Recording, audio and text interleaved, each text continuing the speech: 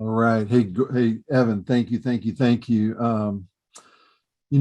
Last year Byron shepherded a talk called "Stay in Your Lane," and I think you guys will all agree. Evan stayed in his lane today, and Evan, I I wish you could go another 30 minutes. I've just been writing down notes here, just so many good insights. And I'll give a confession, guys. When Evan asked his opening question, who's the most generous person you know?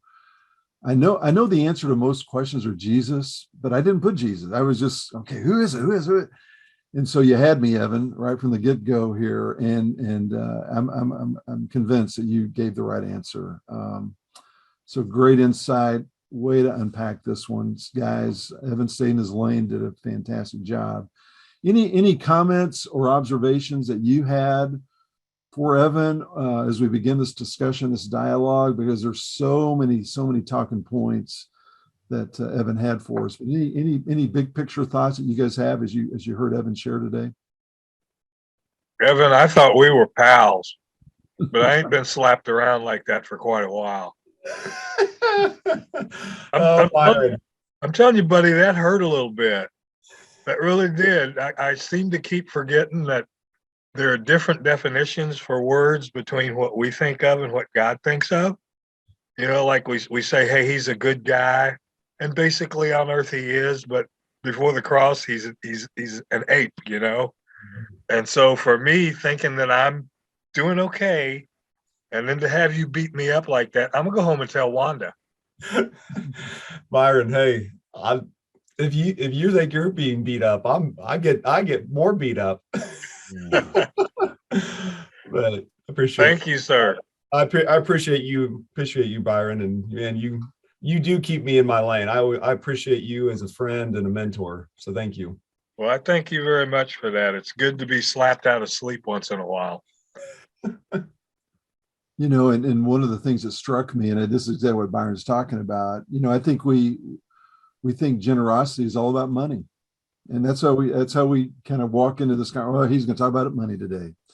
But I mean, you talked about way more than money, things that are much more valuable than money. And it was a kick in the tail for many of us, because what about the time? What about our talents? And what about, just our touches? What's that look like? And here's the convicting one for me.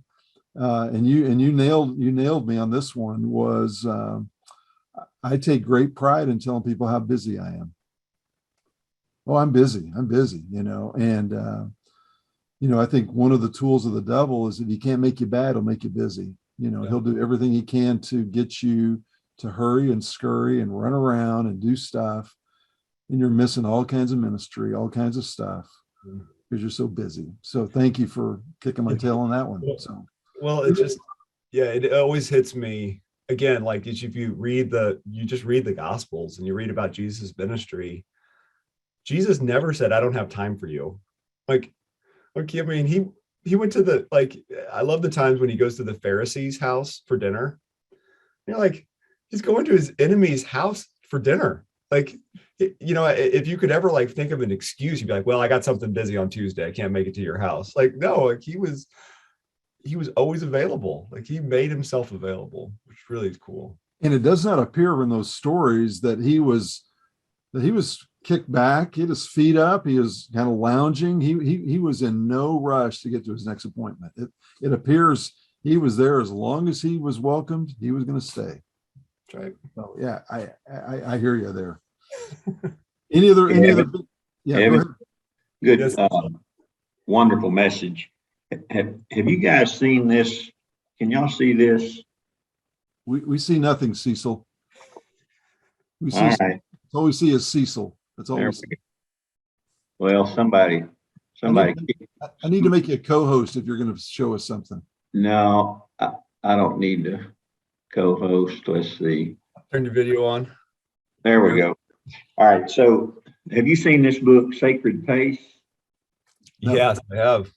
Yeah, of course, it speaks to what you're talking about, the whole busy thing. I mean, it's crazy, how often we say that. And so, and I would say that's the one thing that COVID has kind of given us an opportunity to to assess what's really important. And, I think people are watching less on TV now and hopefully are more intentional, but I mean, we're getting right back to where we were before COVID, with everyone being so busy. But anyway, I just thought I'd mention that. That's a good one. Sacred Pace by Terry Looper. Yeah, Evan, when you talked about time, I wrote down, and I don't know that I wrote it down like you said it, but I love this. Our time is precious, so we need to spend it on eternal things. And that's scripture right there, man. And I love that. And for those of you who don't have your chat turned on, I love what Chris Cook wrote in here. The acrostic he put for busy is burdened under Satan's yoke. I've never heard that. So Chris, thank you for that. But yeah, that's certainly there are times we're busy and it's legit, but man, a lot of times that's exactly what it is. And I've heard that saying from Rod as well before, that if he can't make us bad, he'll make us busy. And he does a good job. That's the subtlety. Satan is mostly subtle. Yeah. He's not as overt. He's not going to tempt you to be a murderer, but he'll tempt you to be prideful. He'll tempt you in your time and tempt you to be busy, so you don't do the things that we should do that could have eternal benefits for others. So yeah, this is profound in its unprofoundness. That's a new word, I guess, but good stuff, Evan. Thank you for sharing. And I love your spirit, man. Your spirit, it comes through. It's you're the real deal, and you don't have it all together like the rest of us, but you're helping us. And so thank you, man. Thanks, Greg. I appreciate that. It's man, I mean, I say these things because I do not have this down at all. When I meet with somebody or something like this, I'm looking at my watch. Like, okay, I know I got the other thing I have to do. C.S. Lewis said he never met a mortal being, because every person that you meet is going to live for eternity, either in heaven or in hell. So you only meet eternal beings. Like when that it should hit you like, whoa, maybe I shouldn't rush to the next thing, because I'm talking to an immortal being that's going to live in heaven and spend eternity in heaven or in hell. Like, wow. I speak to I'm pointing all the fingers back at myself. Hopefully you guys know that. So.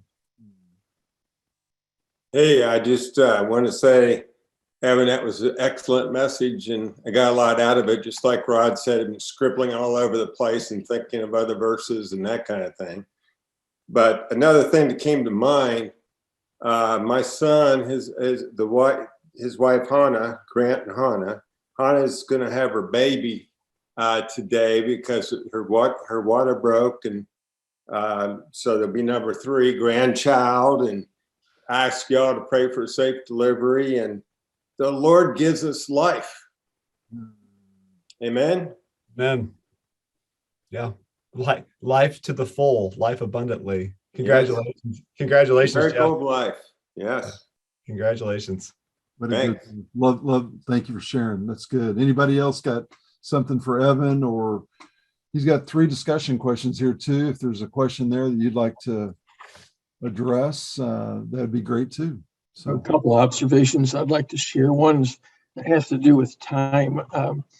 When I was in the corporate world, I tried to do this. If somebody would ask me if I have time to do something for them, I would try to remember to say, well, I'll take time.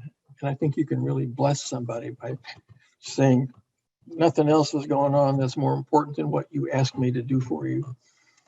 But I'd like to tell about an example of receiving, how to receive gifts. I used to, I completed my career as in retired in 2006, but anyway, so I had time. and I would help. There was a guy that I knew, he was 15 years older than me, and he didn't have a car, and he needed help with doing errands, going to the grocery store, a bank, or wherever. And so I would take him places, and that usually it took 2-3 hours to do that, and he always would give me something to thank me for doing that. Well, the pride in me said, I can buy that myself. I don't need that. Why are you giving me a gift? And plus it was usually candy, which is something I shouldn't eat anyway. And so I finally realized that by being gracious and accepting his gift, I was blessing him, and it had nothing to do with me. And again, it was pride in me that prevented me from appreciating what he tried to do, what he wanted to do for me, because I was spending time with him. And so it's been quite a while, but for you, Evan, there are several of us. I know at least 2 other guys who are in the 4th quarter of life. And when you've been through the first 3 quarters of life, you learn things that you can only learn by being in the first 3 quarters of life. Yeah. Well, I appreciate that, Larry, because I mean, I hope that I'm in like the first half of life still, but you never know. And but I know I appreciate guys that are in the 4th quarter, because they're telling guys that are in the 2nd quarter or the 3rd quarter, hey, this is what's coming up. And again, I mean, Rod said this, and Rod's a mentor in my life of just sharing, like just pouring into the next generation, or to the people that are younger than you, just is so massive. But yeah, receiving gifts, that's tough. It's actually harder than you think, but to be a good receiver.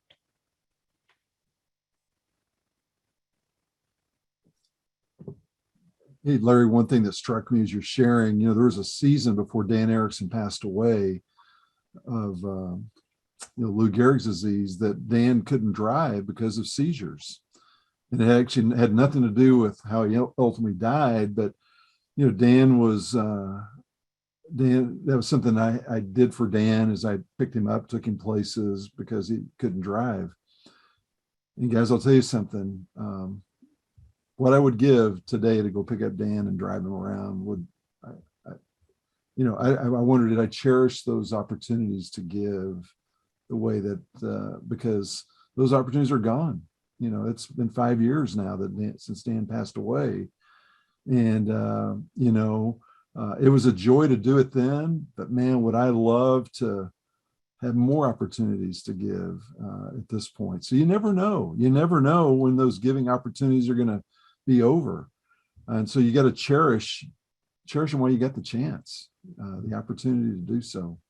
Another thing about the guy that I was talking about, he was very intent on evangelizing, sharing the gospel with wherever he went.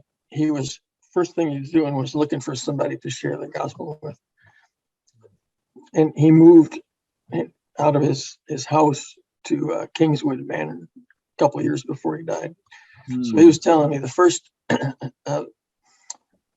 day he was there, well, he met somebody who he didn't think was a Christian. So he started sharing the gospel with her. And he was always doing that.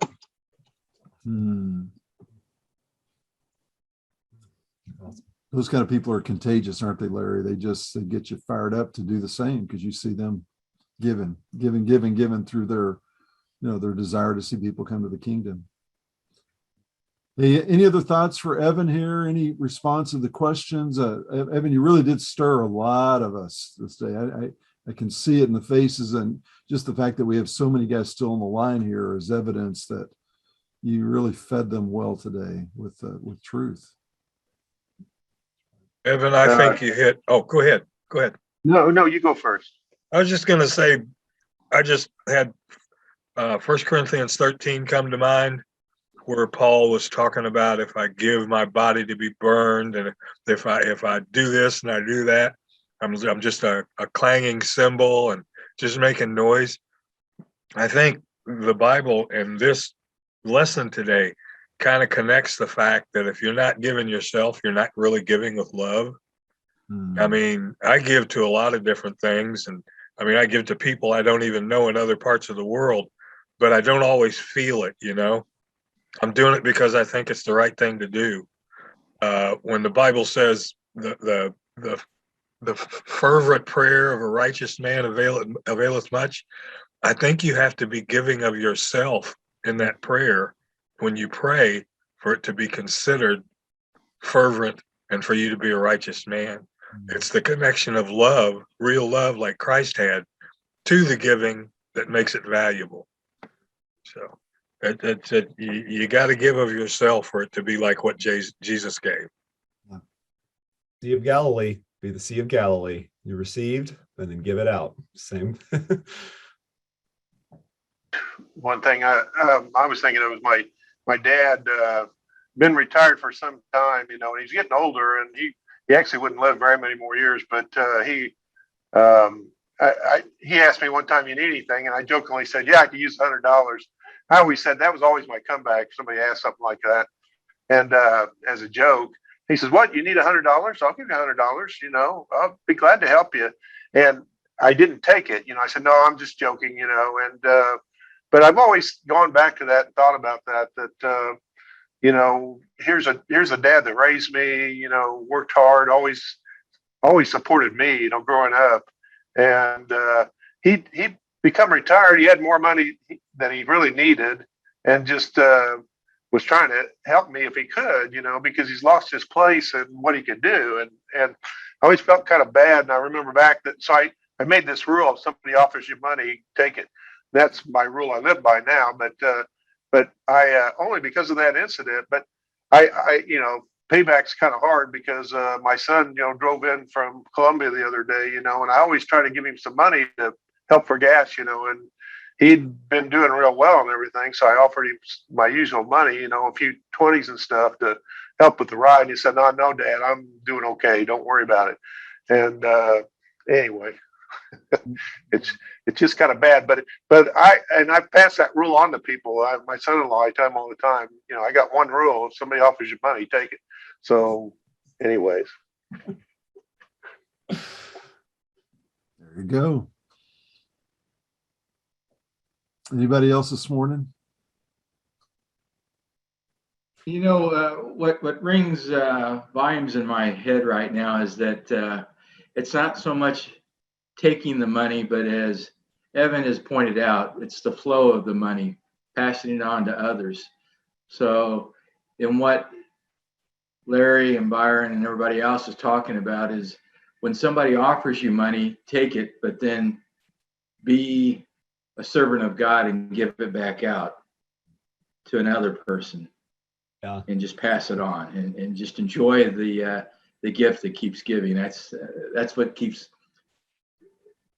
speaking to me right now is that fact. So Evan, I thank you and the other gentlemen for reminding me that to be gracious in receiving, but also to give it back out to others that need it and enjoy that. And then pass that on to people that say, no, I don't need it. No, it's not so much that I want to give it to you because you need it, but I want to give it to you so that you can give it to somebody else that does need it. Yeah. Don, well, I should probably ask Roger to stop recording just for a second. This would be a lot not politically correct, but it'll be all right. But if you've ever heard of the term, it's new. But I didn't know that, Evan. That's good insight. Hey, there you go. What's interesting too, and I hate that I keep dominating here, but so many things stirring. The easiest gift to give, guys, is money. I mean, that's the easiest gift to give. And that's the thing that struck me today is, what do I need to give beyond money to be considered generous? And so that's the challenge, the biggest challenge of today, because giving money, we can all figure out how to do that somehow, some way. Now, let me share this.